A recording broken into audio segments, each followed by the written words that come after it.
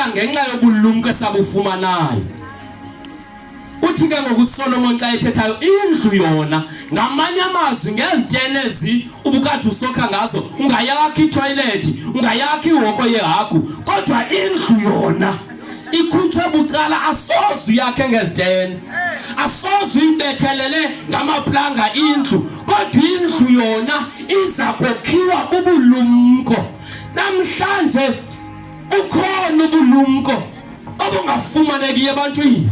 Namhlanje ukhona ubulumko obungathengwa ngemali.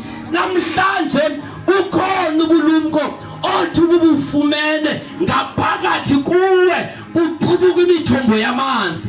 Namhlanje ukhona ubulumko othi xa ngabe ubufumene uphila ubomi obungenasiphelo. Apha kwabubulumko kuthiwa hlonipha umama wakho notata. Bubulumko obu ongeke ubufumane kwenye indawo kodwa bufumana kuKristu Yesu. Nguye isiseko sobomi, nguye imbangi nomgqibelelisi wokholo lethu.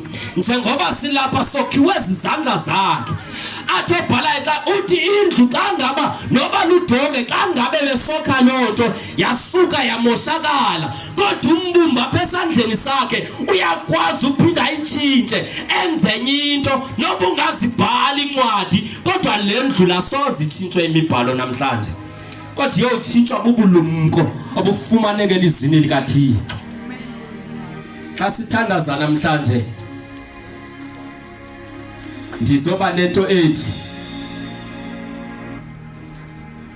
noba ngaba abazali bethu silakhe ikhaya lethu, noba ngaba sibafundisa abantwana, noba ngathi nathi sihlele ekuhlaleni kodwa singathi sizayishintsha imeko ezisekuhlaleni.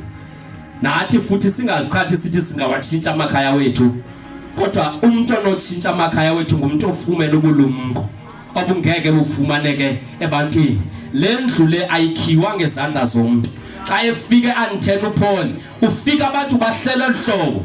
Xa efika ubaqhwabela izandla uthi bantu base-antena kunento endiyibonileyo apha kuni ningabantu abaluthandayo unqulo kodwa namhlanje khona into endifuna ukunixelela yona. Kubhala umbhalo phaya kunoThixo ongaziwayo kodwa namhlanje ndizonazisa yena. Lo Thixo lo endithetha ngaye akahlali ezindlini ezakhiwe ngabantu.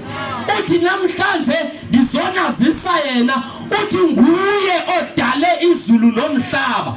Ithi iBhayibhile xa ithethayo abantu base-antena kwakungabantu abathandayo ukuva izinto ezintsha. Uthi lo Thixo endithetha ngaye akahlali ezindlini ezokhiwe ngabantu, nguye odale izulu nomhlaba. Xa bejonga abantu base-antena bathi siyayiqala ukuyiva thina besikade sigoba kumathole egolide nemithi eqingqiweyo. Uba ngaba lo mfuthetha kanje siyamlandela noThixo. Uthi ndizokwazisa yena namhlanje ubulumko abokhiwa ngezitena.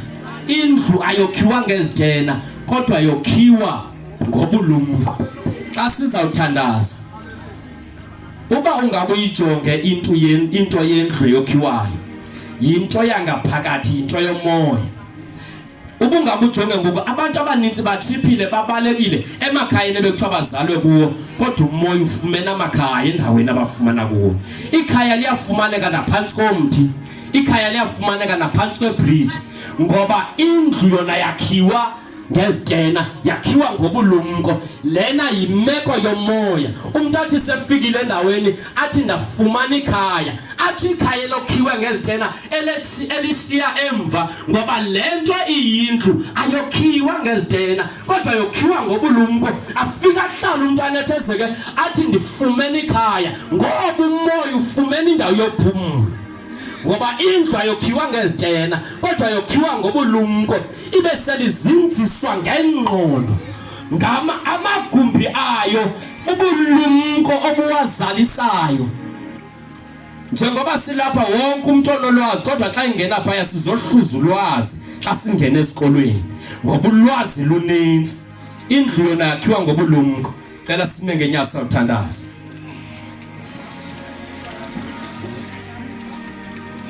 apha njengoba ingangathi sizofaka otaye ebantwaneni kanti sizokokha amakhaya wethu ngoba aba bantwana aba namhlanje balibhongo lelizwe lethu balibhongo lamakhaya wethu ukuhlala ekuhlaleni kwangomso uxhomekeke kwababantu uba aba bantu abasinganga baxeleli namhlanje indlela yokujongana nobomi ngomso asizibanali ngomso kumakhaya wethu kodwa namhlanje nihlala noma wonke umzalo lapha kanye nani bosotheko sibe nento esijonge kuyo xa bekuthethwa apha izolo kuthiwa lo mntu lo wafika waqamelela ngelitshe wafika wahlala ngamanye amazwi uba uphila kulo mhlaba kuthi kanti akho nto oqamelele ngayo kodwa kunelitshe elacekiswayo ngabakhi kodwa lisisiseko sobomi bethu uYesu.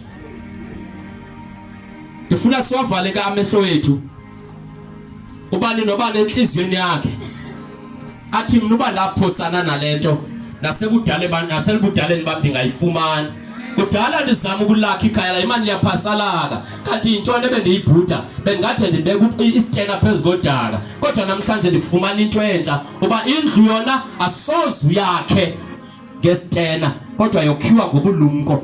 Athi ke ngokuSolomon apha ukuqala kokuhlakanipha komuntu ukuthobela uThixo which means ungaya esikolweni ayithetha ukuthi uhlakaniphile lonto ungekamfumani uYesu. Masiwavale ka amehlo wethu sithandaze sonke.